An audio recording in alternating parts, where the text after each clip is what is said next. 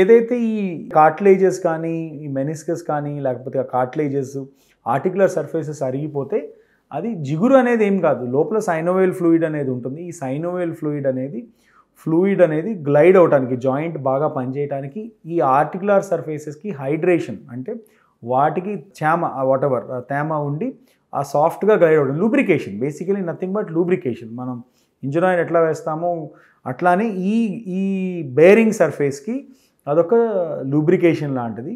Lubrication with eventually అంటే with time, అంటే ప్రతిదీ కూడా ఒక ఎక్స్పైరీ డేట్ ఉంటుంది కదా.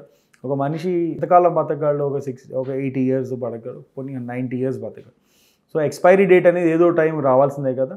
అట్లాగే టిష్యూస్ కూడా ఒక ఎక్స్పైరీ డేట్ ఉంటుంది.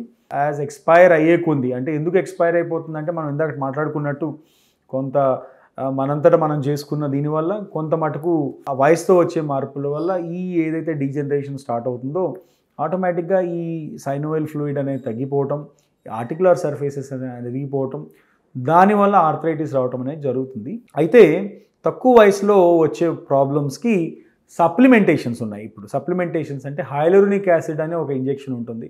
It's a natural supplement. లూబ్రికేషన్ని మనం ఈ జెల్ లాంటి ఒక పదార్థంతో లోపలికి ఇంజెక్ట్ చేయటం వల్ల ఆ జెల్ అనేది మోకాల్లో ఉంటుంది. బట్ అది పర్మనెంట్ కాదు. మేబీ 6 నెలలకో సంవత్సరానికో మళ్ళీ రిప్లెనిష్ చేసుకోవాల్సి వస్తుంది.